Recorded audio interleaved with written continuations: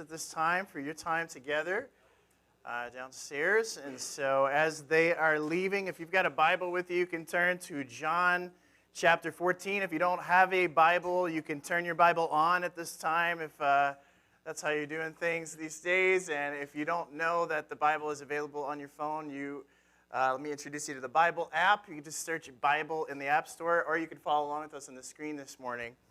We're going to be looking at John chapter 14 today, and this is probably one of the most famous chapters in the Bible. It's sort of some of Jesus' last recorded words to his disciples before he's crucified and then resurrected. And then after he comes back from the grave, we don't get a lot of information about what he said. We just know that he was with his disciples and he preached to them the gospel of the kingdom. Presumably a lot of the same things he said before, he was just reminding them of some of those things. Because that's the thing, is when someone comes back from the dead, it does kind of change your perspective on the things they said before, right? Wouldn't that mess you up a little bit? I mean, we all have things that we remember that dead people have said to us, but none of those people we've been able to talk to again to kind of clarify what they meant by that. And the disciples had that chance. And so I'm sure it really solidified a lot of the things that Jesus taught them. So if you've been with us, we've been in John for a little bit. We're looking at the I am statements of John. And this is forcing us, no matter where we are on the spectrum of following Jesus, I think it confronts us with what Jesus says about himself, which is complicated, right?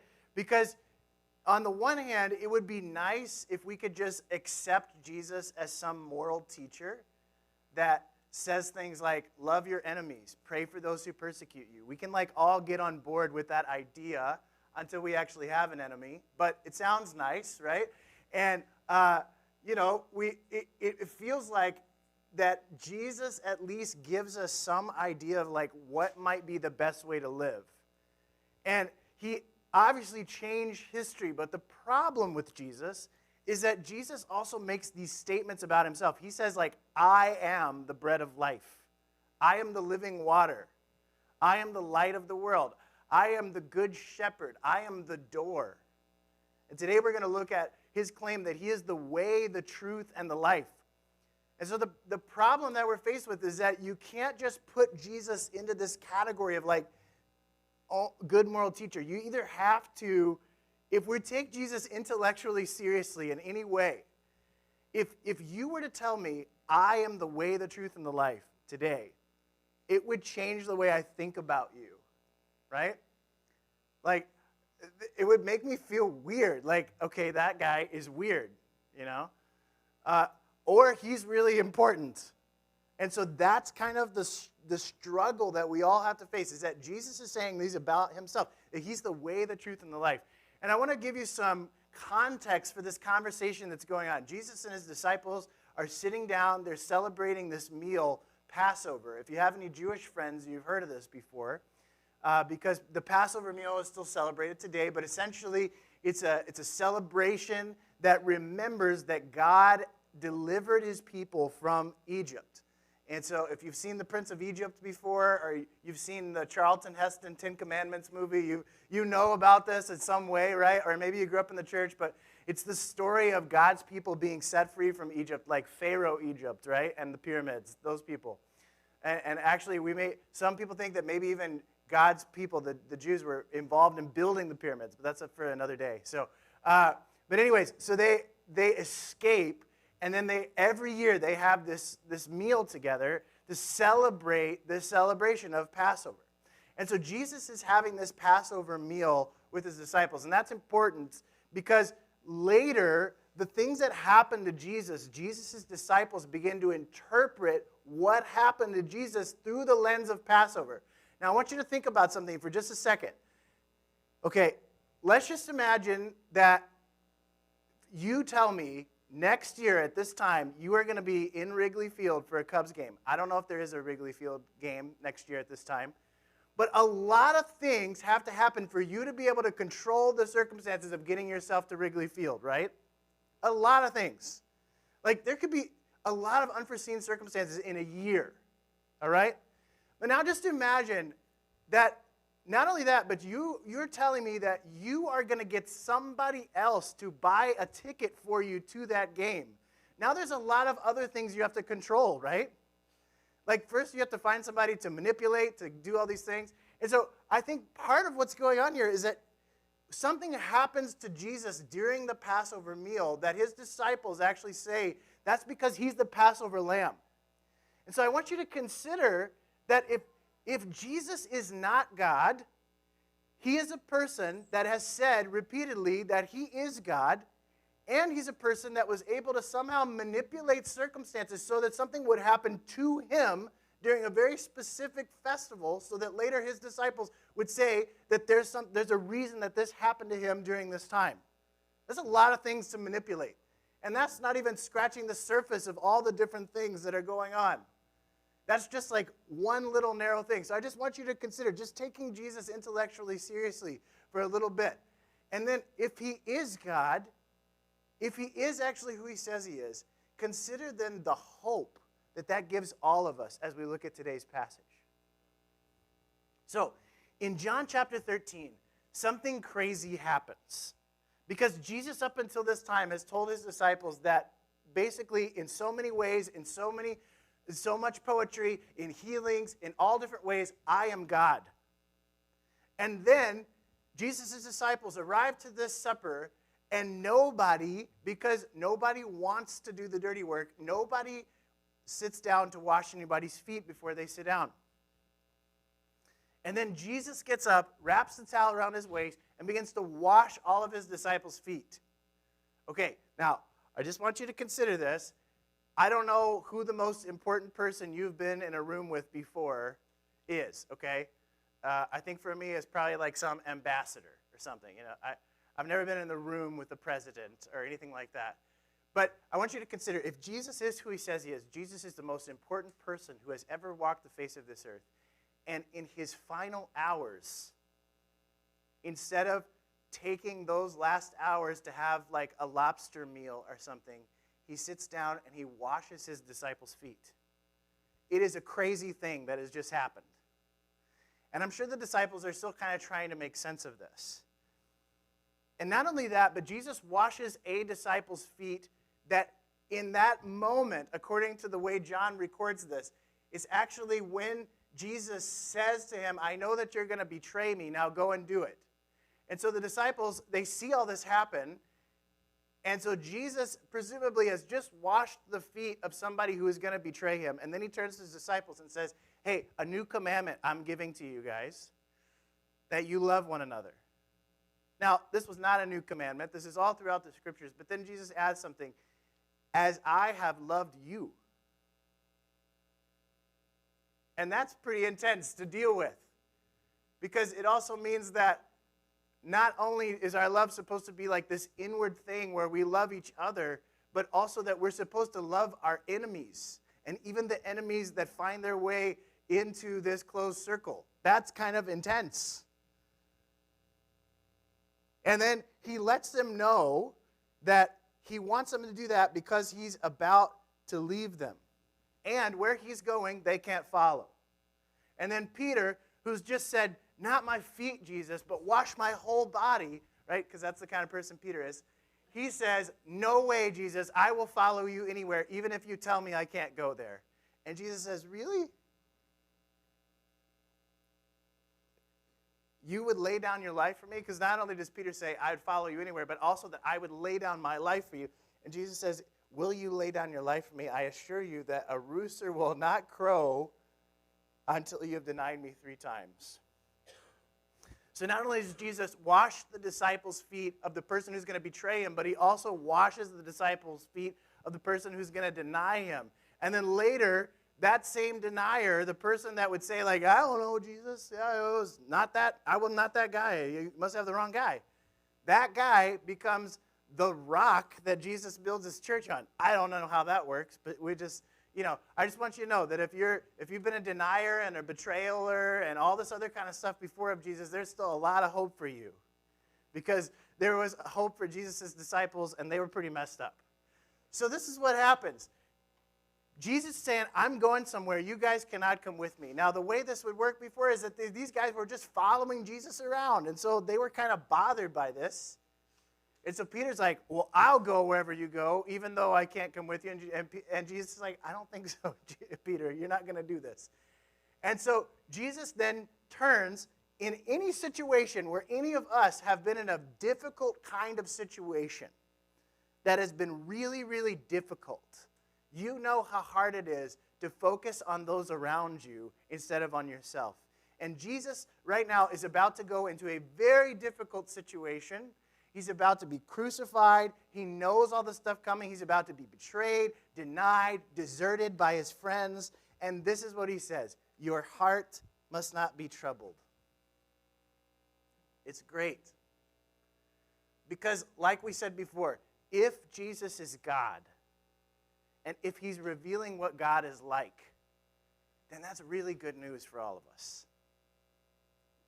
It means that God, in the midst of facing intense suffering, is still focused on other people and caring for them and their well-being. So he begins to give them all this hope and kind of encourage them in this crisis. At a moment when Jesus is actually the one who needed the most encouragement, he then turns the tables, washes his disciples' feet, and then begins to offer encouragement to all the people that are going to abandon him. So this is what he says: believe in God, believe also in me. In my Father's house are many dwelling places. If not, I would have told you. I'm going away to prepare a place for you. If I go away to prepare a place for you, I will come back and receive you to myself, so that where I am, you may also be. You know the way to where I'm going. And Lord, Thomas said, we don't know where you're going. How can we know the way? And Jesus told him, I am the way, the truth, and the life. No one comes to the Father except through me. Three things I want to look at today from this passage. There's many, many, many, many, many things that we can understand and enjoy from this passage. And I encourage you guys, during this Easter season, we're about to enter into Holy Week, right? This is the Passion. This is like the time when all of this stuff actually happens. I want to encourage you to read through this section of John by yourself this week, slowly. You know, from chapters 12 onward through 17, this is Jesus' all of his final discourse with his disciples before he gets betrayed. This is when it all happens. And it is so encouraging. So I think that this shows us that Jesus gives us access, Jesus gives us revelation, and Jesus gives us life. Now, we're going to look at those things together. The first thing is access. This is what happens in this passage. And we need to address something today for those of you that are Bible readers in the room, have read this passage before, thought about it before, have considered it before. I want you to understand that I don't think this passage is talking about heaven. And I want to just say that up front, because I think that the news that comes from what Jesus is saying is actually better news than that. Okay? So if you just hang on with me, this is what I think it's about. Jesus is using like intimate language here to talk about the access that his disciples are now going to have to the Father. Now, listen, I can invite you guys over to my parents' house, right? And we can have dinner. All of you are welcome. After Sunday today, we all go into Dad's house. So this is going to be great. I can invite you guys all to come into that house, right?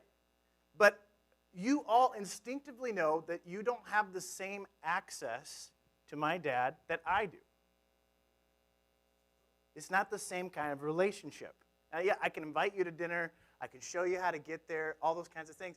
You don't have the same kind of access that my wife does or my children do. It's not the same. And so Jesus here is using this family picture. He's saying that in his Father's house, there's many rooms.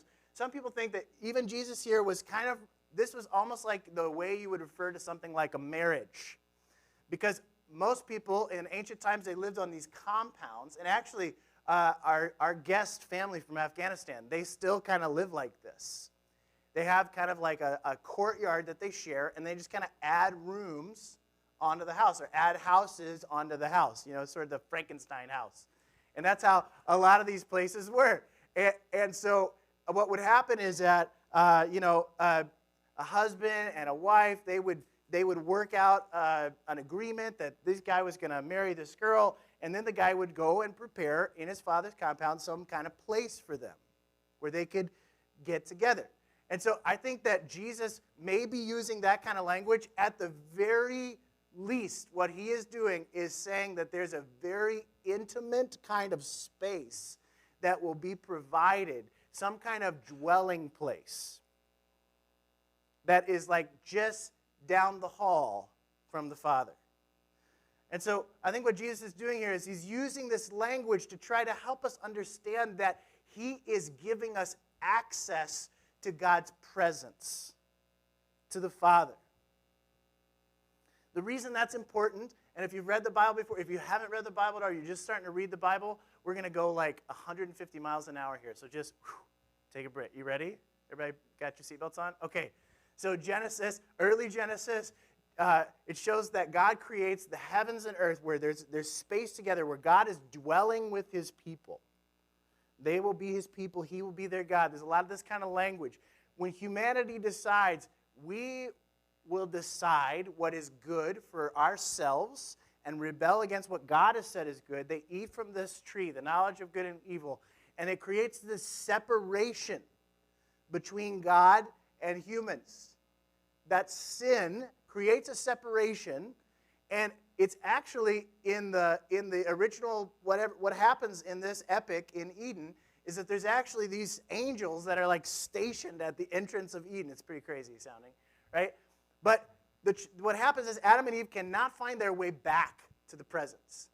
And so God reveals himself to his people and actually sets up a mobile home for himself in the Old Testament. Once he gets his people out of Egypt, they set up this tabernacle. But when they get there, the presence fills the tabernacle, and they cannot get into the presence because the sin issue, even though God has a place, is still, something's still wrong.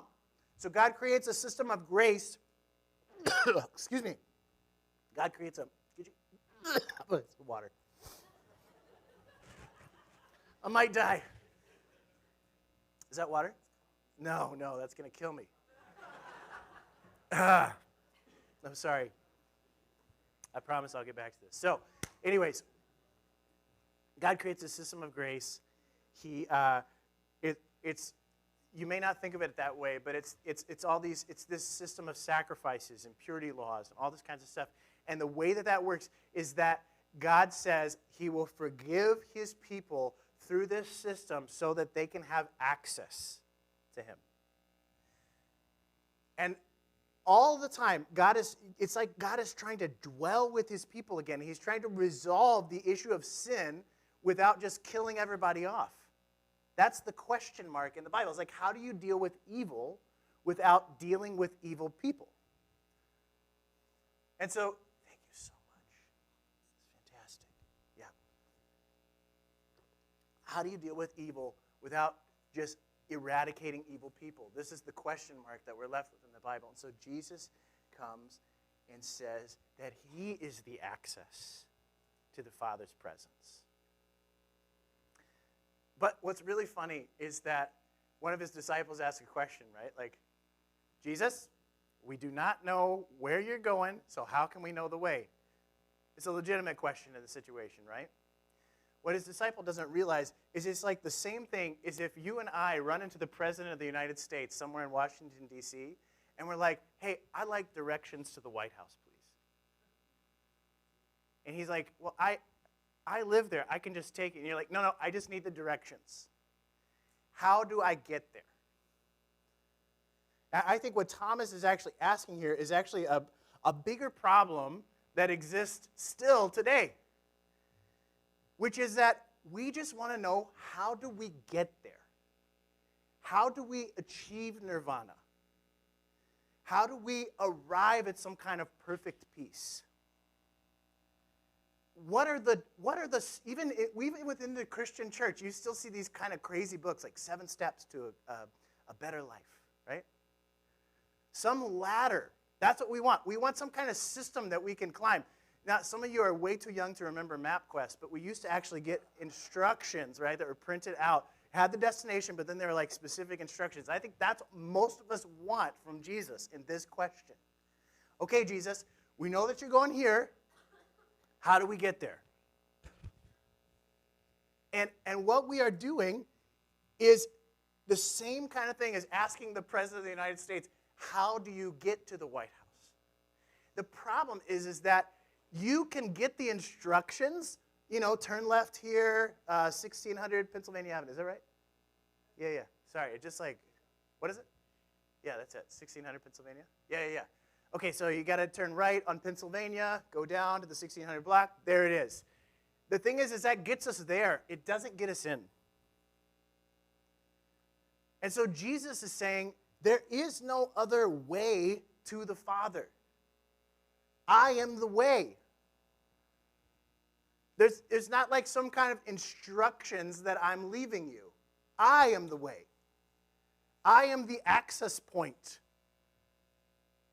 And that's really good news for all of us. It means that there's not some kind of like magical religious things that you can do. It's not about like the certain kinds of dustings that you receive. It's not some kind of incantation that you're praying over, you TikTok users. I know what you're doing. You know what I'm saying? It's not like something you're trying to manifest into reality. It is God come to you to say, you come with me, and that's all you need. That's it. There's no other way to get there. Jesus is the way.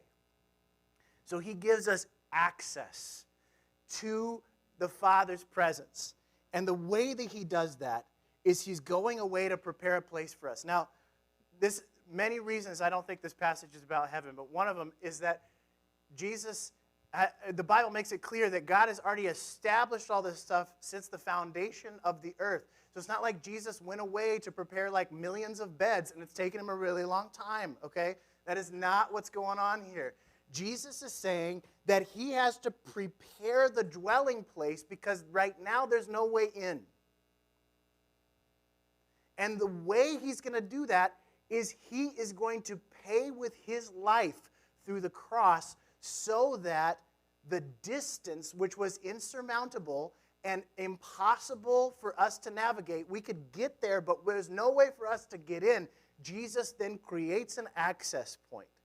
He fixes the dwelling places. And then he says, if I go away, prepare a place for you, I will come back and receive you to myself. That's the craziest part about this passage. It's not even that Jesus says that he is the access point, is that he's the dwelling place. The room was not yet prepared because Jesus had not yet died and resurrected. And he promises here to the disciples, even though they later will freak out and feel like, I don't know if he's coming back, he says, I'll be back. I was reading about this children's teacher, and she was teaching through Palm Sunday and about all the different stuff that was coming up. And one of the kids that just kind of hearing about Jesus for the first time said, I'm really scared for Jesus. Because all this stuff was like swirling around. And the girl next to her turned and said, don't worry, I've heard this story before. He'll be back. We could all use that kind of faith. It's the best news, is that Jesus does come back. And because he comes back, the dwelling place with God is then established in himself. It's ready. And we now can enter into God's presence. That's what we're waiting on. And there is no steps to get there. It's just Jesus.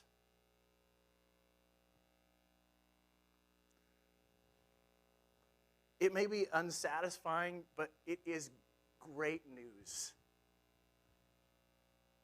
that there is no other way under heaven which men can be saved. Jesus also gives us revelation.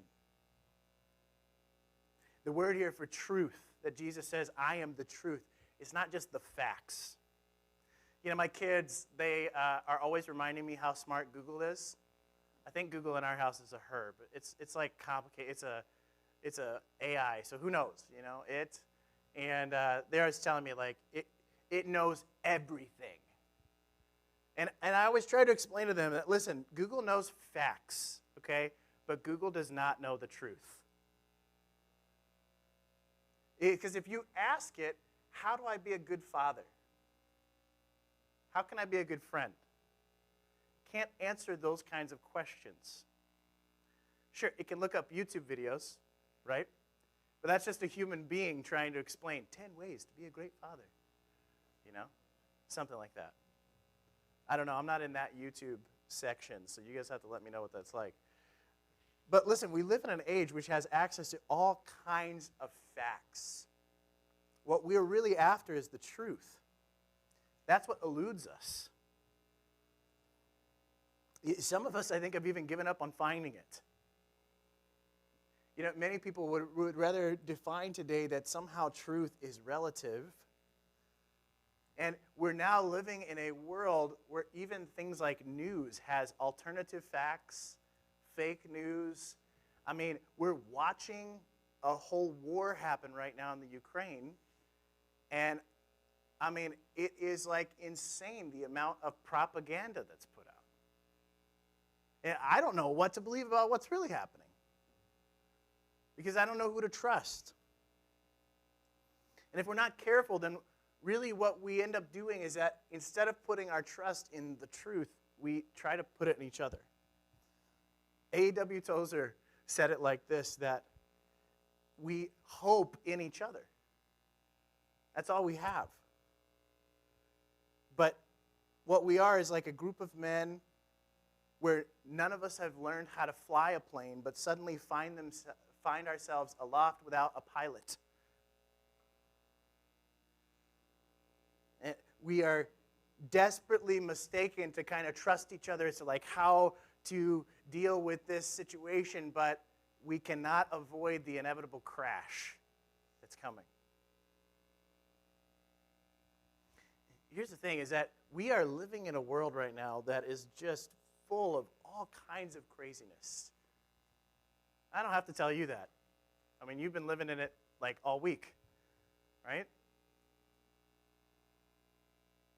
And so I have really good news for you this morning, which is that the truth is not about which facts are correct. The truth is actually personified in Jesus. And when we know Jesus and we have a relationship with him, not only do we have access to God's presence, but we can also begin to see the world for the way it really is. And that's way better than like 5 steps to an easy life. It's like a guide, a light that will get you through the darkness and the fog of your life.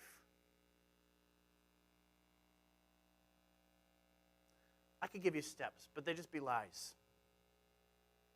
Jesus is the truth. Jesus gives us life. We've already seen how Jesus is the light of the world. He's the bread of life. He's a living water. I'd say those are all pretty sustenance to life. Bread, water, sunlight. Pretty basic. But those are more physical life things, right? There's 3 words in the Greek for life. There's bios, which is the physical life. It's where we get our word biology, right? There's psyche, which was where we get psychology. It's like the soul life. But then there's this other word, zoe, which means the eternal life from God. Jesus uses this word here to say that he is the life. It's like the life that you can't get from anywhere else except God.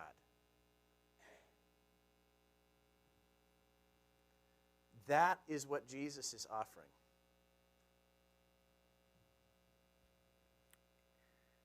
Here's what I think is probably true.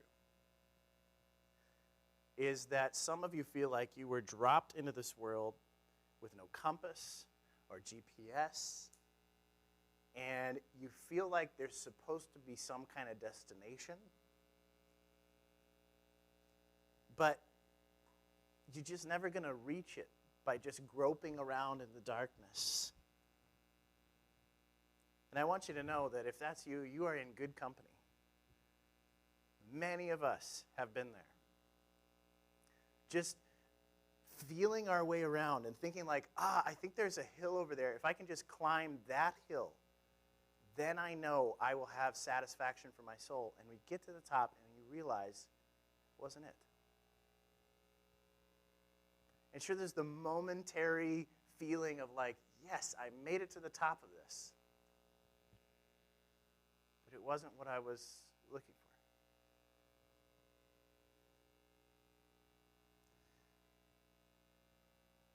If that's you today, if you are always wandering and never arriving,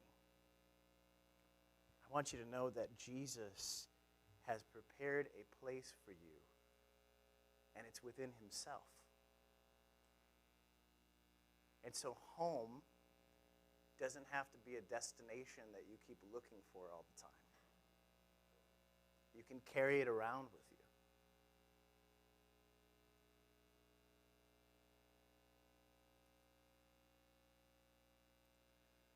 The truth is that if you are longing for home, you are really longing for him.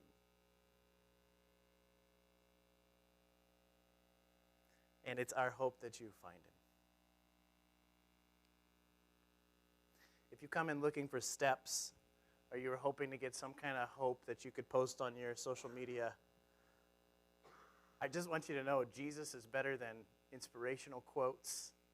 He's better than self-help books. He's better than 12 ways to a better life. He's not even promising that he'll make your life better. He's promising to resurrect your dead life. And not only that, but then Jesus puts his light inside you and sends you right back out into the darkness. That's good. He does that because he now has given you new purpose and put you right back into the middle of everything so that you can share your soul change, your biological change, your Zoe change with the world.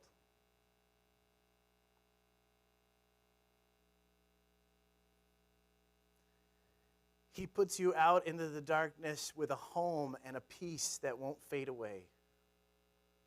You have an inheritance that will be revealed soon. In fact, as you trust Jesus, you have received a down payment of the inheritance that's ours. If I invite you over to my dad's house, you don't get access to the inheritance, right? That's not how that works. The way that you get access to the inheritance, there's not much, okay? So don't feel left out, all right? Dad, no shade, brother. It's just ministry, 40-something years of it, you know? So, yeah, there's a lot of inheritance. It's just not stuff we can hold on to. So, but yeah, you don't just immediately get access to that. See, the way that you get access to something like that is being brought into the family. It's like through adoption or through marriage. And these are the same kinds of metaphors that the New Testament writers use to describe the way that Jesus has brought us into things. They talk about it like a marriage. They talk about it like adoption. They use all these words to try to help us make sense of what's going on because we just can't imagine that God would invite us into his family and then God, who has an infinite inheritance, would somehow split it up with us. That's what the Bible is trying to tell us. You now have an inheritance through the promise, Holy Spirit that's working in you. That's the down payment. That's how you know that inheritance is coming, because the Spirit continues to do His work in you. The Spirit continues to purify your heart and move in your life. So we have access to God's presence all the time. You know, there's no veil anymore that somehow protects God's presence from us so we don't get killed. Is that Jesus ripped that all apart so that now we can boldly go into the Father's presence. But not only that, we're His kids, because we've now been brought into Jesus, this dwelling place that we have with Him.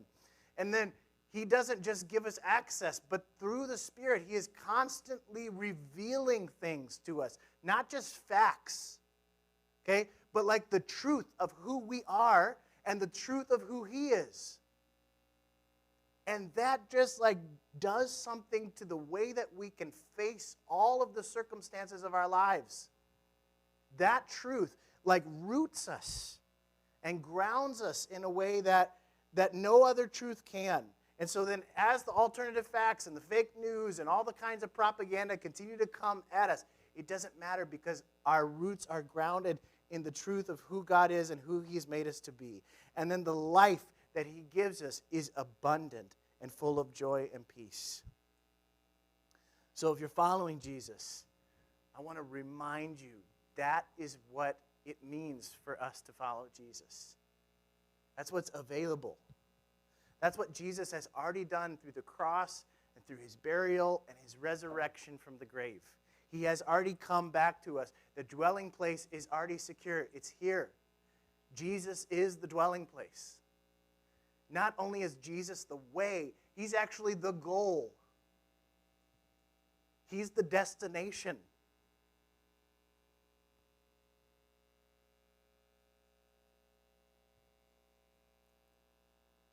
So my question for us is, as people have been following Jesus for a little while, what things in your life do you need to confess today?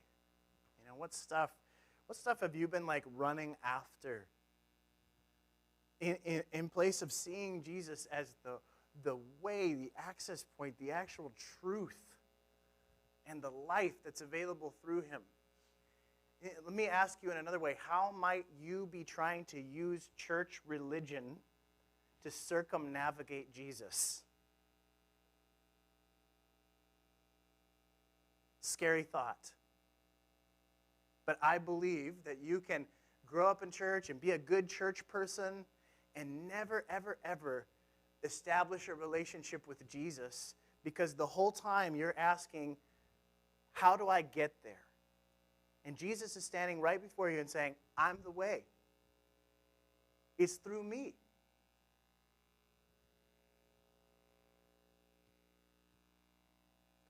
We can't get to God without Jesus, because Jesus is God. You know what happens right after this conversation? Another disciple says, and I think it's fitting in the context of all this, says, okay, you're going to the Father's house. You're the way to get there. He's like, okay, just show us the Father. That'll be enough for us. Okay? Then we'll believe you. You know what Jesus says? How long have we been together, Philip, and you still don't recognize me? I'm in the Father. The Father is in me. It's kind of a creepy statement. Jesus is just saying over and over again, as many ways as He knows how, I'm God. It's just not how you expected me to be. And so I just want to encourage you, wherever you're fallen on this, you know, whether you've been trying to use religion to somehow get to God, and you think that somehow if you just behave in a certain way that is somehow going to get you in, it won't. The only way is through Jesus. That's the great news and the dissatisfying news, because the truth is when you know that the only way is through Jesus, you have no bragging rights. None of us do. It's not like, oh, well, I'm a better person that entered through the way than you are. No, I don't think so. It doesn't work like that, right?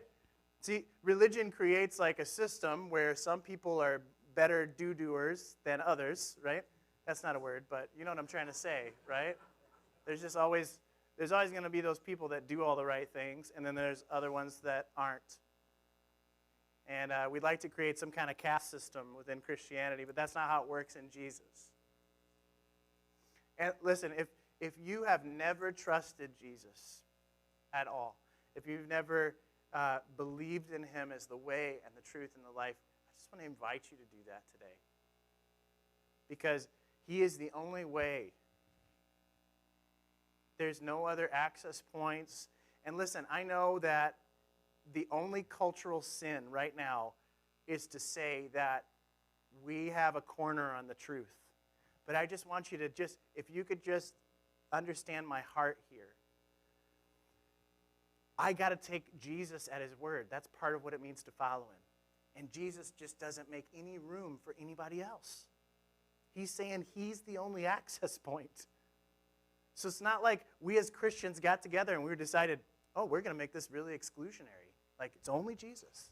No, we're just trying to follow what this guy says, and he's saying, I'm it.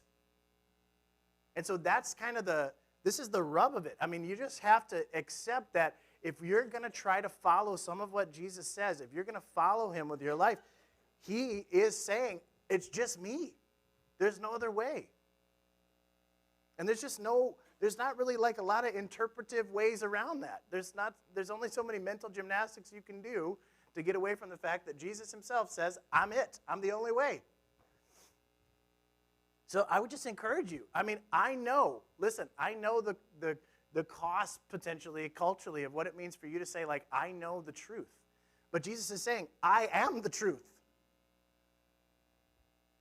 And so the truth is not just like the list of facts that makes it exclusive. The truth's actually a person. And so the invitation for everyone to know the Father is actually through the truth, which is Jesus. Not just a bunch of religious facts. So it's not like religious way, it's not religious facts, it's actually a person. That's the only way, truth, and life. I'm going to invite our team to come back up.